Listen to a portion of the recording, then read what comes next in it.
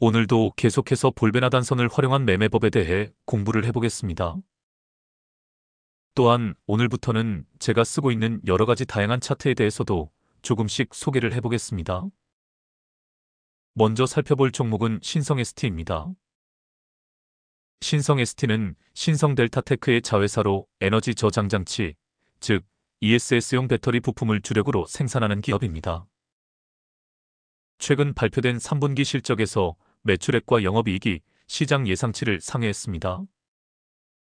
얼마 전에 구글이 개발한 윌로우라는 양자 컴퓨터 칩이 초전도 방식이라는 것이 밝혀지면서 양자암호 섹터와 더불어 초전도체 섹터의 종목들이 큰 상승세를 보였습니다. 신성 ST의 주력 상품 중 하나가 전류를 연결하는 전도체이기에 관련주로 분류되어집니다. 모 회사인 신성 델타테크는 초전도체 개발업체인 퀀텀 에너지 연구소의 지분을 확보하고 있는 것으로 알려져 있습니다. 더 자세한 종목 공부는 각자 해보시길 바랍니다. 차트로 가보겠습니다.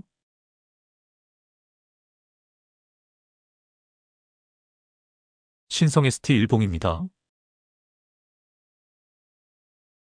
제가 엘리어트 파동을 분석해 보겠습니다. 하락 1파입니다. 하락 2파입니다. 하락 3파입니다. 하락 3파가 끝나고 상승 1파가 시작이 되었습니다. 또 표시를 해보겠습니다.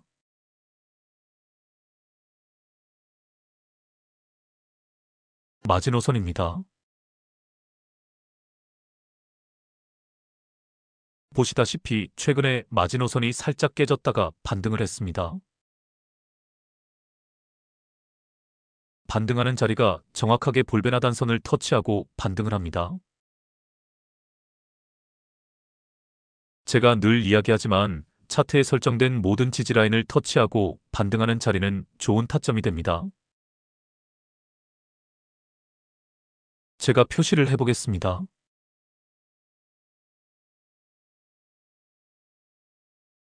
볼베나단선을 터치하고 반등하는 자리입니다. 또 표시를 해보겠습니다. 역시 볼베나단선을 터치하고 반등하는 자리입니다.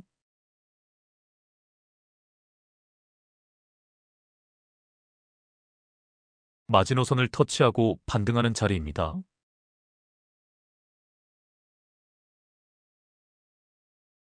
역시 마지노선을 터치하고 반등하는 자리입니다.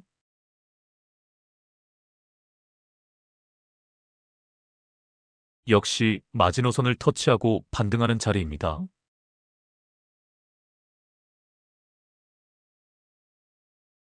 볼벤 하단선을 터치하고 반등하는 자리입니다. 눌림목 매매를 한마디로 정의하자면 지지선을 터치하고 반등하는 자리에서 타점을 잡아내는 것이라 할 수 있습니다.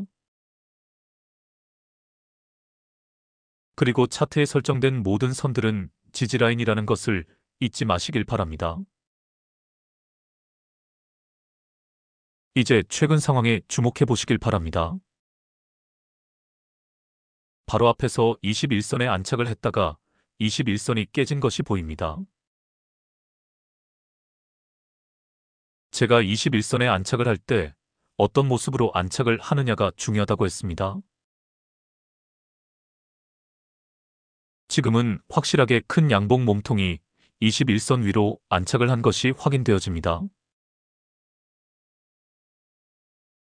이런 모습으로 안착을 하면 이제는 21선이 깨어지지 않는다고 보시면 됩니다. 그리고 21선 안착보다 더 중요한 것이 21선 자체가 포물선을 그리며 우상향을 시작했다는 사실입니다. 최근 20일 동안 이 주식을 산 사람들은 이제 확실하게 수익권에 들었기에 이 주식을 팔 일이 없는 것입니다. 21선이 깨어지면 사람들의 심리가 매수에서 매도로 돌아서게 됩니다. 하지만 지금 상황은 확실하게 수익권에 들었기에 여기서 조금 조정이 나온다고 하더라도 매수자들의 심리가 흔들리지 않게 되는 것입니다. 게다가 보조지표들에서 모두 좋은 신호들이 보입니다. 이 정도면 그동안의 하락세를 모두 극복하고 확실한 상승 추세로 전환된 것을 알 수 있습니다. 즉, 최초 상승이 시작이 된 것입니다. 이제 파동을 그리며 지속적으로 우상향할 것입니다. 계속 끌고 가면서 엘리어트 상승 3파를 다 먹을 수 있다는 이야기입니다. 그 상승 3파가 어느 정도 크기로 나올지는 아직 모릅니다. 시황에 따라 달라집니다. 하지만 바닥을 다지고 최초 상승이 시작된 것은 틀림없는 사실입니다. 그러면 이제 다른 형태의 차트들을 통해서 지금이 왜 좋은 자리인지에 대해서 재차 확인을 해보겠습니다. 제가 쓰고 있는 차트가 7가지가 있다고 말씀을 드렸습니다. 그것을 오늘 다 보여드릴 수는 없습니다. 그 중에 2개만 집중적으로 보여드리겠습니다.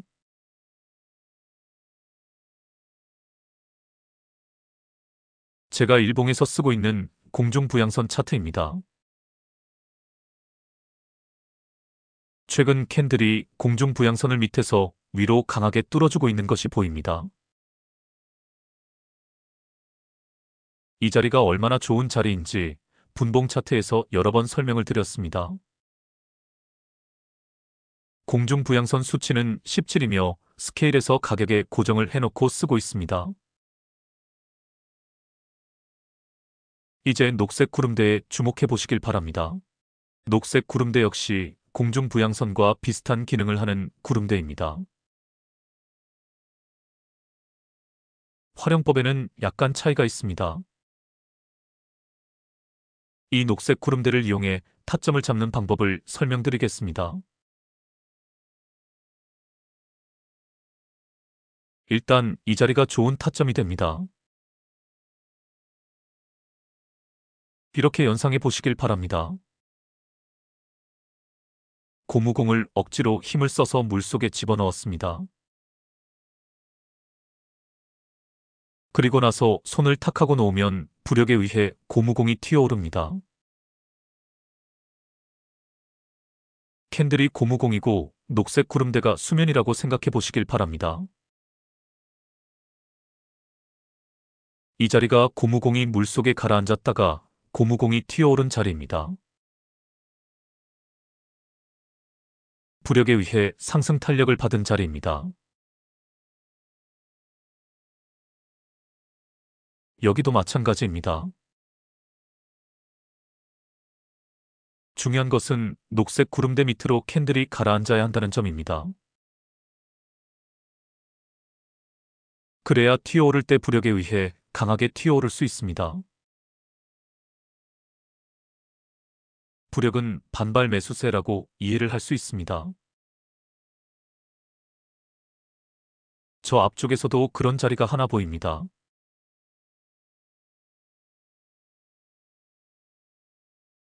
여기입니다. 물속으로 가라앉았던 고무공이 엄청난 탄력을 받고 공중으로 튀어오른 것이 보입니다. 이제 최근 상황에 주목해 보시길 바랍니다.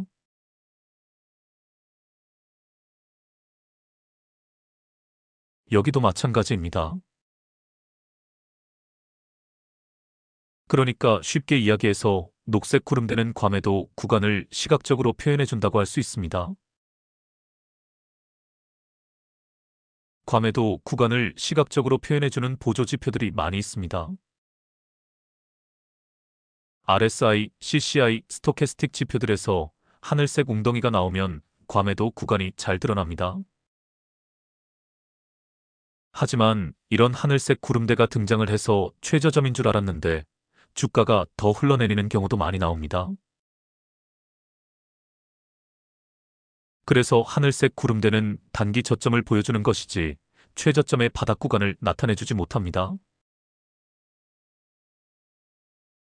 반면 이 차트에 설정된 녹색 구름대는 확실하게 마지노선 근처에서 형성이 되어 바닥 구간을 잘 보여줍니다. 이제 이 녹색 구름대를 만드는 방법을 말씀드리겠습니다. 수식 관리자에 들어가서 수식 1과 수식 2 그리고 수식 3은 건드리지 않습니다. 수식 4와 수식 5에만 수식이 들어갑니다. 수식 4의 이름은 녹색입니다. 수식 5의 이름은 구름대입니다. 수식 4에는 다음과 같은 수식이 들어갑니다. 수식 5에는 다음과 같은 수식이 들어갑니다.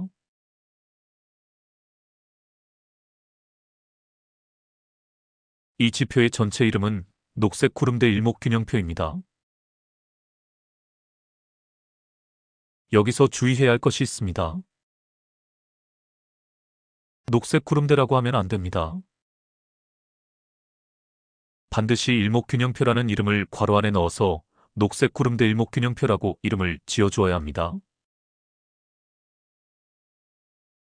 그래야 선이 아닌 면으로 녹색 구름대가 표현이 되어집니다. 그리고 지표적 건설정에는 아무것도 들어가지 않습니다. 그리고 반드시 스케일에서 가격에 맞추어 놓아야 합니다.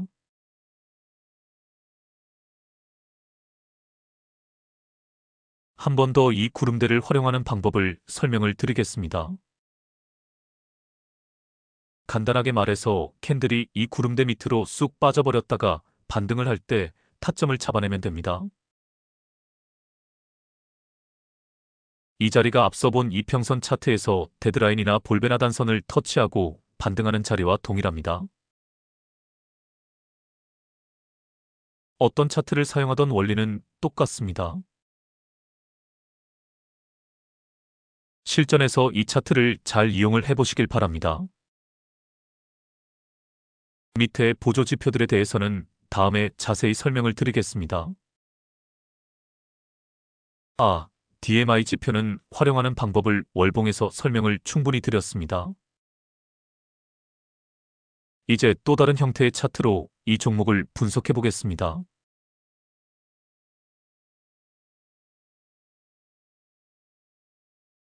좀 생소한 형태의 차트입니다. 이 차트를 활용하는 방법은 간단합니다. 황색 구름대가 형광하늘색 구름대를 돌파할 때 타점을 잡는 것입니다. 이해를 돕기 위해서 다른 종목을 이 차트로 보여드리겠습니다.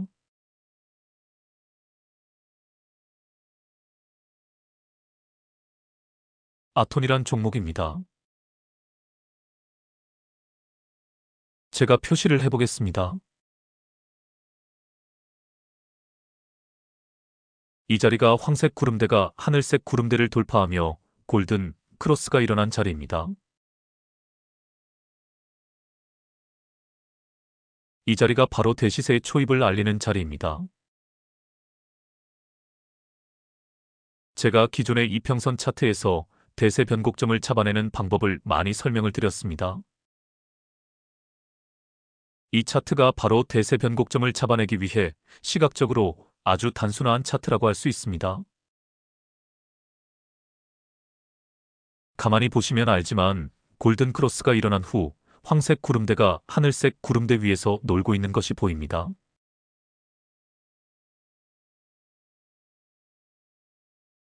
그러다가 이 자리에서 전고 돌파가 나옵니다.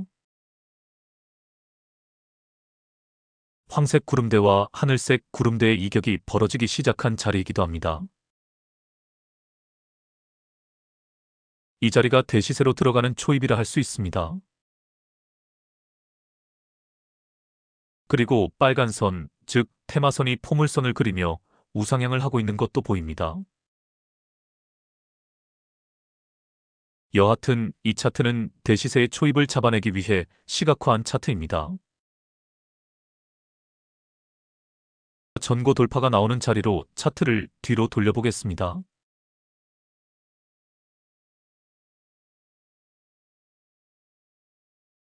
제가 또 표시를 해보겠습니다.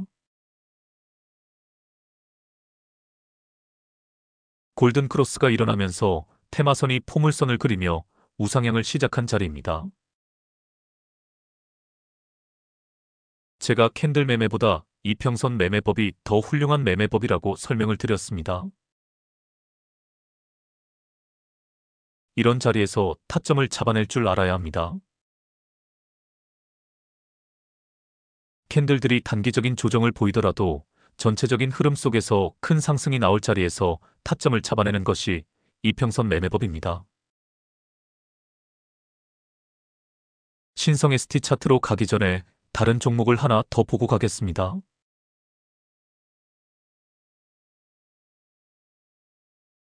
루닛입니다. 지나간 차트입니다. 최근 부분을 잘라냈습니다. 보이시나요? 먼저 삼각수렴이 보입니다. 제가 표시를 해보겠습니다.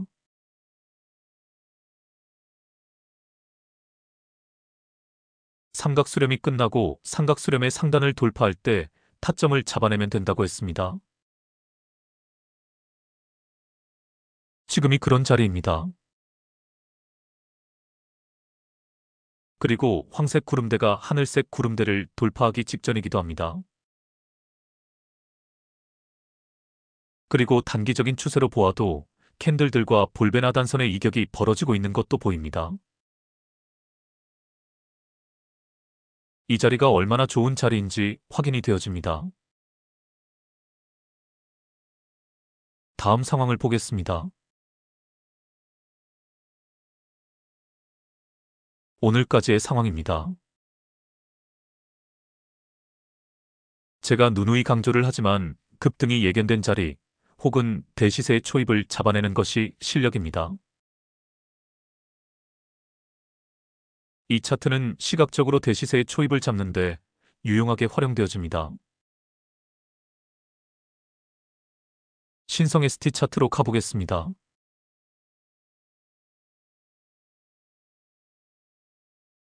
최근 상황에 주목해 보시길 바랍니다. 캔들들과 볼벤 하단선의 이격이 급격하게 벌어지기 시작을 했습니다.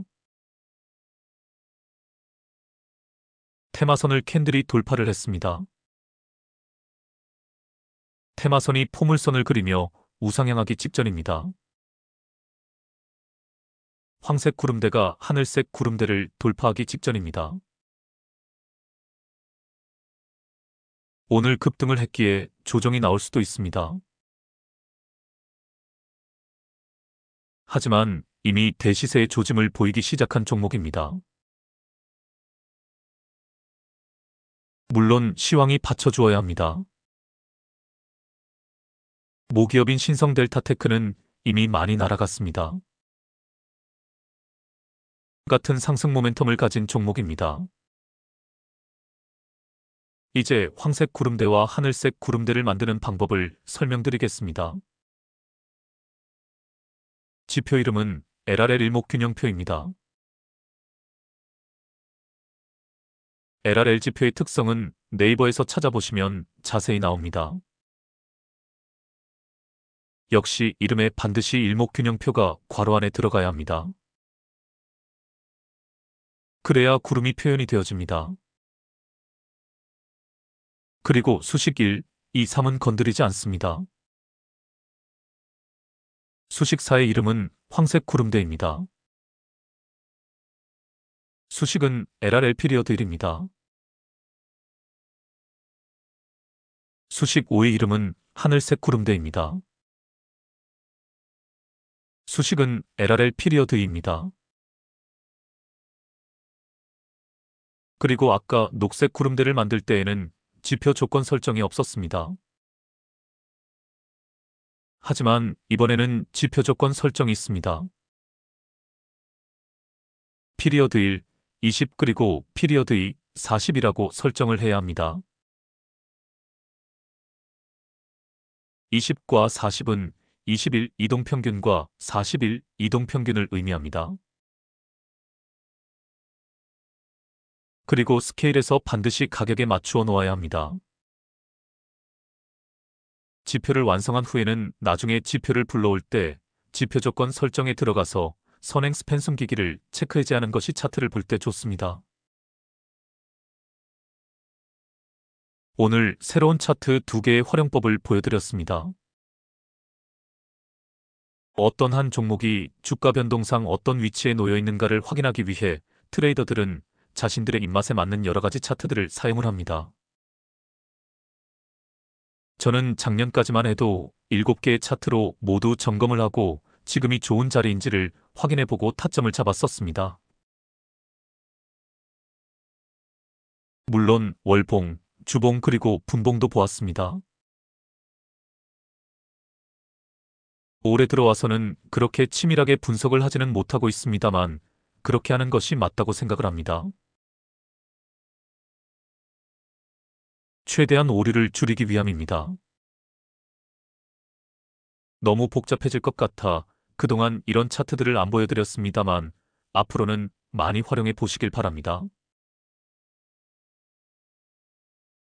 지금 주가가 전체적인 흐름 속에서 어떤 자리에 와 있는지를 파악하는데 큰 도움이 될 것입니다. 한 종목만 더 이 차트들로 분석을 해보고 마치겠습니다.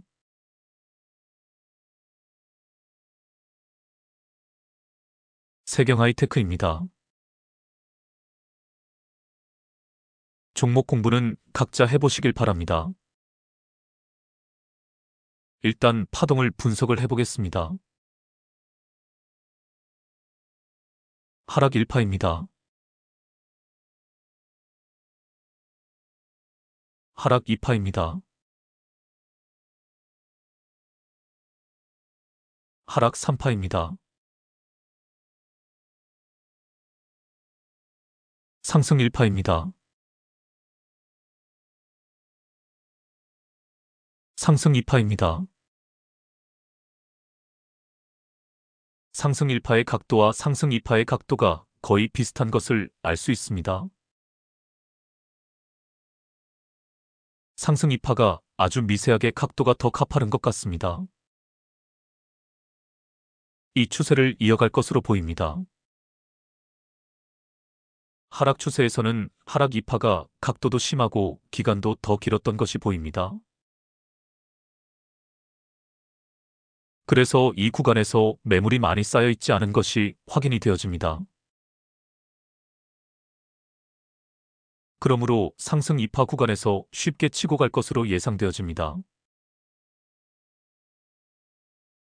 그리고 5일선을 타고 가는 스파이더 패턴이 예상이 되어집니다. 지금 저항에서 다소 밀리고 있지만 이 저항 라인을 돌파하면 위에 매물대는 텅텅 비어 있습니다. 이제 공중 부양선과 녹색 구름대가 결합된 차트로 가보겠습니다.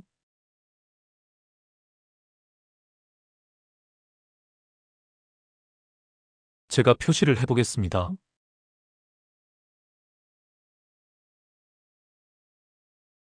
이 부분이 제가 말하는 수면 아래로 가라앉은 자리입니다. 녹색 구름대 아래로 캔들들이 가라앉아 있습니다. 다시 말해 고무공이 물속에 잠긴 상태입니다. 손을 놓으면 고무공이 부력에 의해 탄력을 받아 튀어오르는 자리입니다.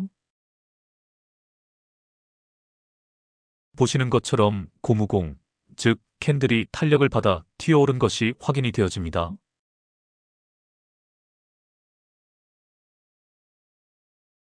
이 부분도 마찬가지입니다.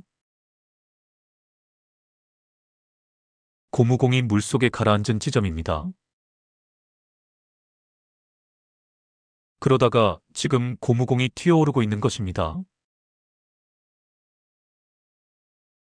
이 차트에서는 다른 거 볼 것 없습니다.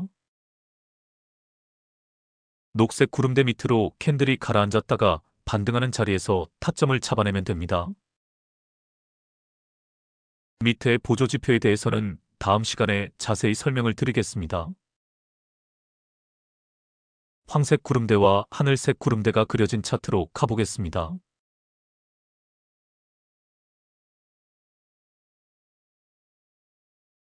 제가 표시를 해보겠습니다. 황색 구름대가 하늘색 구름대를 돌파하는 골든 크로스가 일어난 지점입니다. 또 표시를 해보겠습니다. 황색 구름대가 하늘색 구름대를 하향 돌파하는 데드 크로스가 일어난 지점입니다. 또 표시를 해보겠습니다. 황색 구름대가 하늘색 구름대를 상향 돌파하는 골든 크로스가 일어난 지점입니다. 이제 저 앞쪽에 주목을 해보시길 바랍니다. 제가 표시를 해보겠습니다.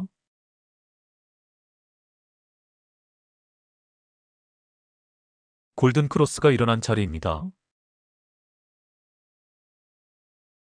하늘색 구름대가 두꺼워 황색 구름대가 가려져 안 보이지만 틀림없는 골든 크로스입니다. 이후 주가가 고공행진을 이어가는 대시세가 나온 것이 보입니다. 지금이 바로 이런 모습이 예견된 자리라 할 수 있습니다. 이평선 차트에서 본 것처럼 이제 상승 이파의 시작일 뿐입니다. 상승 이파의 크기나 각도가 어떻게 나올지는 모르나 하락 이파만큼이나 크게 나올 것이 예상되어집니다. 이것도 기억을 해두시길 바랍니다.